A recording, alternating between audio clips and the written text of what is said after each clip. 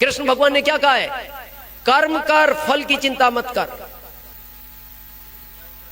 फल की चिंता मत कर, फल तेरे हाथ में है ही नहीं, फल मेरे हाथ में है, मैं दूंगा फल। तू कर्म कर केवल। अगर तू फल की चिंता करेगा, फल भी नहीं दूंगा, देने वाला तो मैं ही हूं। और हमारे यहां लोग यही गलती करते हैं, ज्वाइन होती पूछता है इतना काम करने पे मेरे को क्या आएगा। लेकिन बाद में कृष्ण भगवान ने अर्जुन को पूछा, पार्थ मैं भी उत्सुक हूं ये बात जानने के लिए कि तुमने मेरे को क्यों चुना।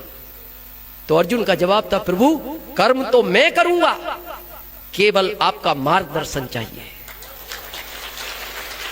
आप इस आरसीएम की दुनिया के बाहर सोचकर बताओ, कोई कहता है मैं तुम्हारा घर बनवाऊंगा, लेकिन आरसीएम वही अभियान है, पहले जिस दिन आप अपनी टीम के 10 लोगों का महल बनवा दोगे, उस दिन आरसीएम आपका भी बनवा देगा। बस ये भावना आपकी होनी चाहिए। बहुत लोगों ने हमसे पूछा, आपने श्रीमद् भागवत गीता जी को ही क्यों चुना? इसको एक बार ध्यान से पढ़ लो, आपको आरसीएम समझ में आ जाएगा। जब आपके कोर्ट में गवाही होती है तो जज गीता जी हाथ में रख के कहता है, इसको हाथ पर रखकर कसम खाओ मैं जो भी कहूंगा सच कहूंगा, सच के सिवा कुछ नहीं कहूंगा।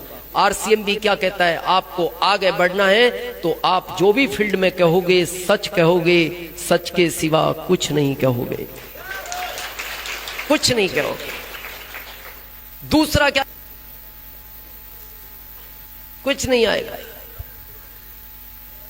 केवल आप इस भावना से काम करो कि मेरे साथ जो लोग आएंगे उनके घर में मैं डॉक्टर को एंट्री नहीं लेने दूंगा, मैं इस भारत को स्वस्थ करूंगा। वो इतना फल देगा आपको आरसीएम में, आप संभाल नहीं सकते, संभाल नहीं सकते। और क्या लिखा,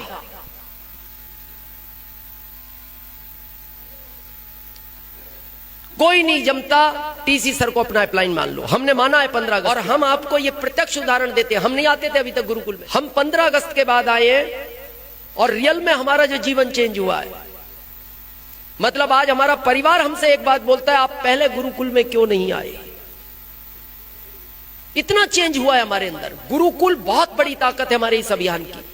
आप 21 दिन आओ, आपको अच्छा नहीं लगे फिर बाहर हो जाना, लेकिन हमारे कहने से 21 दिन आओ, केवल 21 दिन। 21 दिन में तो क्या बुराई है, 21 दिन बाद बाहर हो जाना, लेकिन 21 दिन आकर देखो, चमत्कार है वहां।